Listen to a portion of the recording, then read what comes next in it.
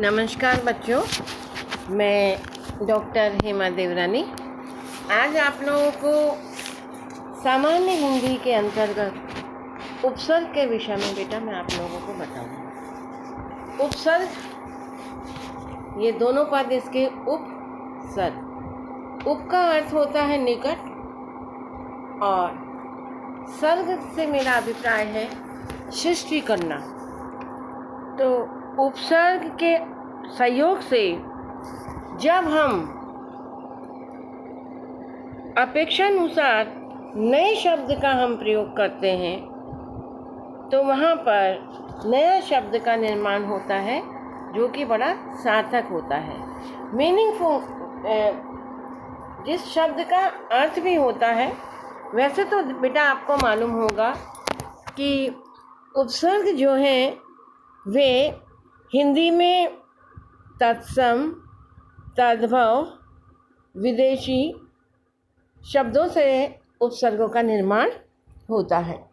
हम चर्चा आप लोगों के सामने करेंगे कि जो संस्कृत उपसर्ग से जो शब्द बनते हैं, जो तत्सम वाले शब्द हैं, जिसके अंतर्गत जैसे अति है, अधि है, अनु है, परि है, अप है, अभि है, ये आपके सामने सारे उपसर्ग मैंने दिए हैं।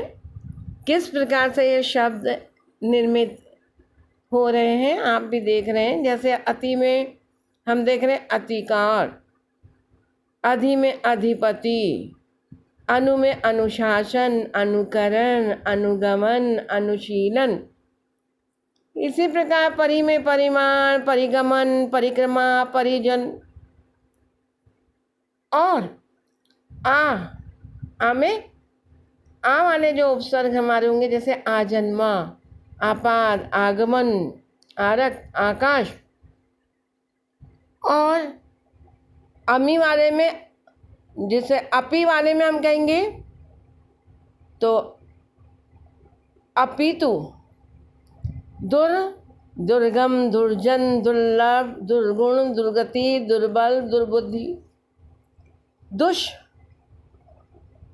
तो दुष वाले में जैसे हम कहेंगे दुष्चरित, दुशासन, दुष्शील, दुष्कर्म, दुष्कर्म आदि।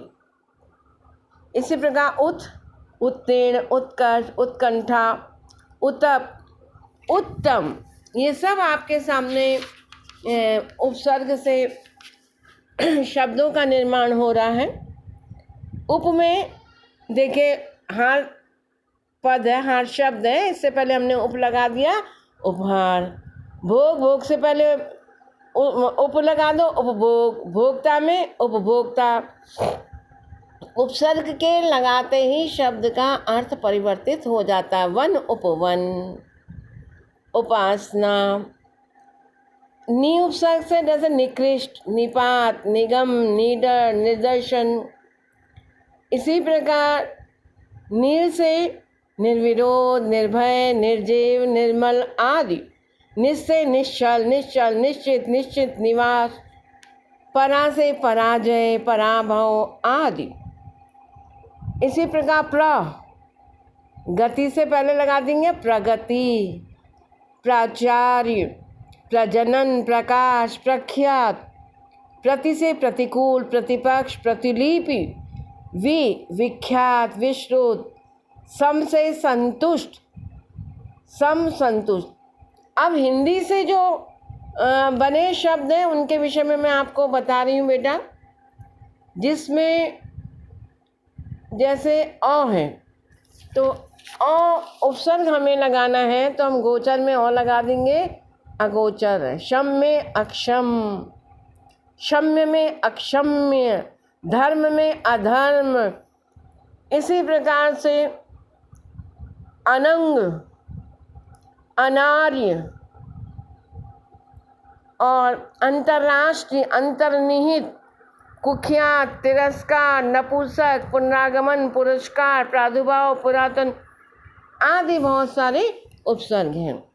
इसी प्रकार तद्भव उपसर्ग से बने शब्द यदि हम कहें अकाल, अजान, अथाह, और अनपढ़, अनबोल, अनकही, ऐसे अनेक शब्द हैं जो तद्भव शब्द से मिलकर के उपसर्ग के रूप में परिवर्तित हो रहे हैं।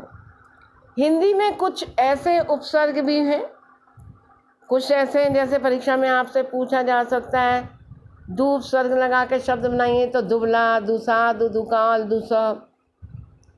क उपसर्ग लगा के बनाइए तो आप सीधे ही कह देंगे कपूत। क्री लगाइए तो कु उपसर्ग लगाइए तो कुढंग, कुपात। इसी प्रकार से भर उपसर्ग भरपूर, भरसक, भरपेट, भरकम, स से सपूत, सजग, सरस। मैं समझती हूँ कि ये उपसर्ग आप आसानी से समझ रहे हैं। हिंदी में विकसित उपसर्गों से बेटा जो शब्द बनते हैं, जैसे आत्म, आत्मबल, आत्मगौरव, आत्मविश्वास, अपकाजी, अपबस, बहुदंदी, बहुतेरा, विकल, विचलन, तिराहा, तिकोना, तिगुना, सवा, सवा चार, सवा दस, पौने, पौने दो, पौने तीन, इस प्रकार से। और अरबी फारसी के भी कुछ ऐसे उपसर्ग से शब्द बनते हैं जिसमें अलविदा, अलहदा, अलबत्ता, अलबेला, ऐन मौका, ऐन वक्त, इस प्रकार के शब्द बनते हैं। और अंग्रेजी के उपसर्ग से भी शब्द बनते हैं, जैसे deputy collector, deputy director, deputy manager, vice president, vice principal, vice chancellor, sub registrar, sub inspector. इस प्रकार से बेटा आज मैंने आपको उपसर्ग के विषय में समझाया। इसके बाद मैं आप लोगों को प्रत्यय के विषय में बताऊंगी।